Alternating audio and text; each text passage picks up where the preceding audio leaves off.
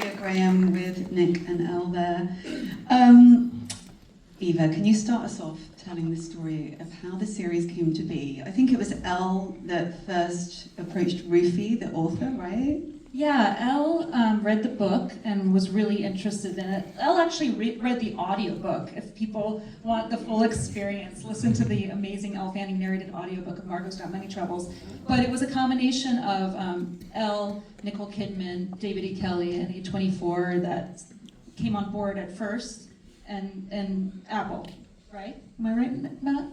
Eva was late to the process. I came in after David had written 3 episodes, but...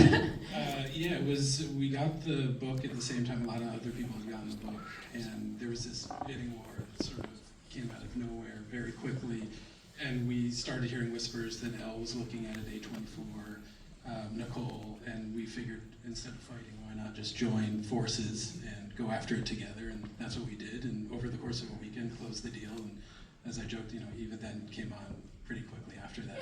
Yeah. We got going.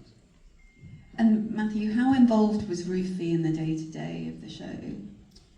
Pretty involved. I mean, sometimes when David and I have done adaptations, you want to send an author a nice scotch and just keep them at a distance, and you're so concerned how they're going to feel about the way you're treating their baby. But I think with Rufy's book, there was such just a love for the material, for the characters in particular, for Margot, and everyone was rowing in the same direction at all times. So Rufy was welcome in the writer's room. I don't know if you want to speak to that. Yeah, the one thing Rufy did that was so incredible is that she came to the writer's room and gave us all the research she did over years to write the book, which was into wrestling and OnlyFans, women she had interviewed, and basically gave it to us and said, I'll answer any questions, I'm always available, make something with this that's different from my book. So she's incredible for that, and we love her. Nick, tell us how you got into the character of Jinx. He's like this person that has been this jacked wrestler who's been through some addiction issues. His life has taken a turn. So he's kind of broken, but a real softie. Can you tell us about how you kind of discovered him and got into the role? Sure, thank you. I've been very lucky in the stuff I've gotten to work on recently where it's all chosen because the writing is inarguably inspiring and scares me because it's really good. It feels like real life. It feels like a living, breathing human. So most of the answer to your question comes from the great writing on Rufy's part, and then David and Eva. We had a couple of great playwrights on our staff as well. So given sort of that palette of colors, then it was just fun to apply this donkey to that artwork and say, okay, I can do a flip, and I'm good with babies. Now let me just try and say these words in the right order. How can you do a flip? Because I've never been able to do that. So is this a skill you've had all your life? I went to theater school in Illinois, and I quickly learned by not getting cast in shows that I hadn't yet figured out how to do acting. And so I was very athletic, so I became a fight choreographer and a scenic carpenter. And I always loved it. Like, I wanted to get into the business in sort of a Lon Chaney way. I love to be transformative. Like, I love, ideally, for people to say, holy shit, that's the guy from the George Lopez show. But then also, I love to be a swashbuckler and always wanted to be like Gene Kelly or Jackie Chan. And so any chance I have, I could point you to 2 Ron Swanson moments where I got to fall down funny, where I scratched that itch, where I was like, I always knew I would impress people with my acrobatics. Oh my God. Okay, so one more for you, Nick. How did you build the father-daughter dynamic with Elle? Because it is so believable. I really absolutely love seeing you two together. Well, I mean, my wife, Megan Mullally, who's worthy of applause at the DGA. And then some. We were so besotted with Elle's show, The Great. It came out of nowhere for us. We just were like, let's check this out. And we're just treated to the greatest young actress of our day. I mean, she's astonishing. And, you know, you lodge thoughts of like, man, if I could work with her someday, it would be incredible. So then to be cast as her dad, and that happened because I had a baby with Michelle Pfeiffer. Is, you know, I've had worse gigs.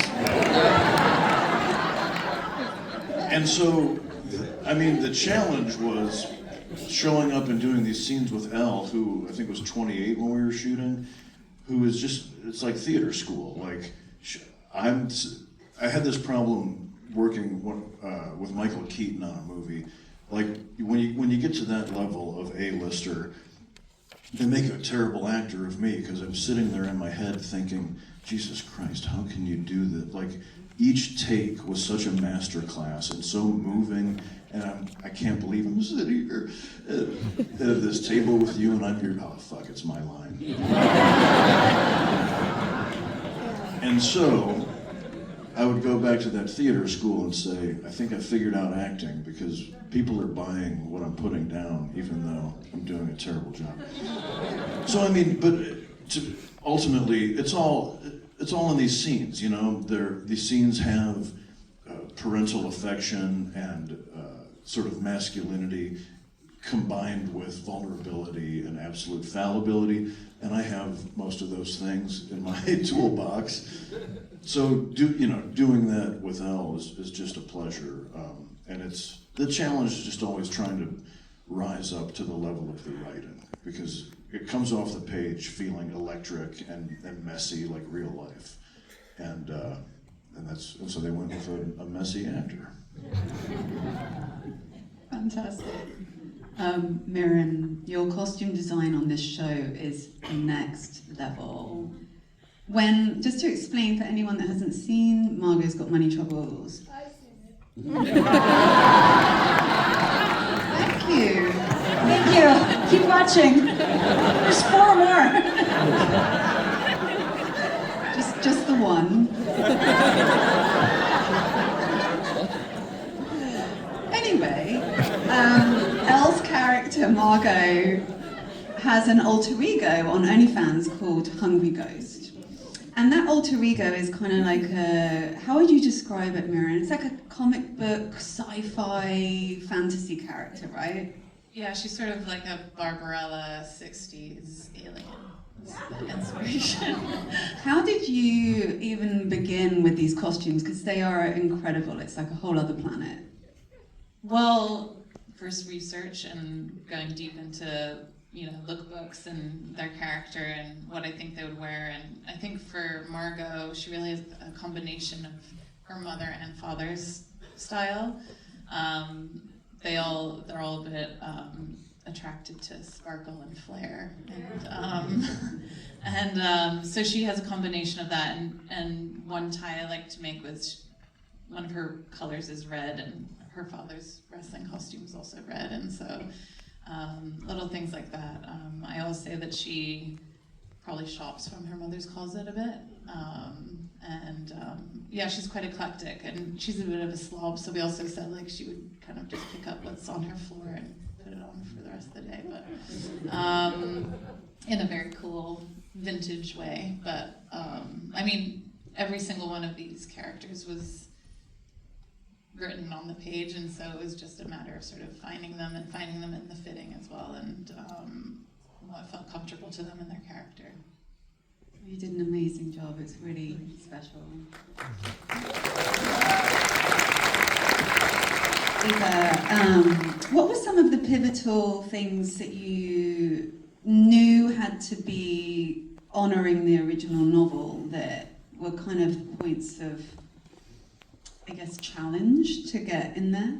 Yeah, when Ruthie was in the room, we asked her, what's the one thing you're scared we'll do? And she said, I'm scared you're gonna lose the baby. Like, you'll lose sight of the baby within the story. Because for Ruthie, So much of Margot's transformation as a person, as an artist, is driven by being a mother. And the thing about babies is that they tell you not to shoot with them, right? Because you can only get them for a few hours, and sometimes they cry, as Nick found out when the baby hated him the first time we shot with them. I think the baby also didn't want to be in showbiz. Yeah. The baby had a bad mind. Baby had thin skin, poor work ethic. Every time, the baby was happy until the camera started rolling, and she would just scream at her mom, "I said I don't want to be an actor."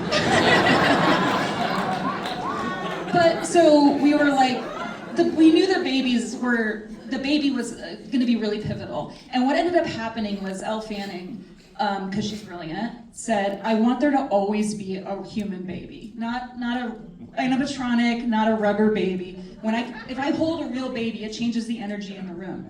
So what happened was we ended up with 2 babies, a boy and a girl named River and Graham, who were not related but looked similar enough. And they were in every scene, and they ended up bonding with the cast so acutely that they started just acting, even though they couldn't speak.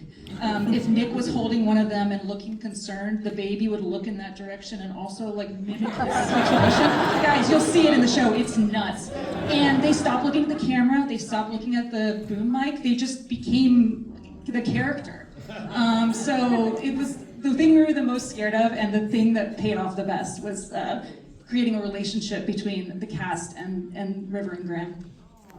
You won't see, you haven't seen the episode yet, I won't spoil anything, but we caught the baby's first words, essentially on camera, calling Nick Dad, which was, and it was in the script, it would be nice if that could happen, we'll ADR something, but he did it. It was in an earlier draft of the script where David's like, "This is impossible." He's like, "Take it out."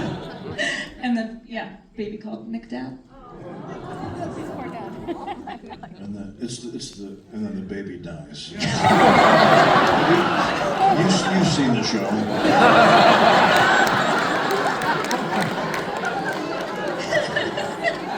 Comedy, folks.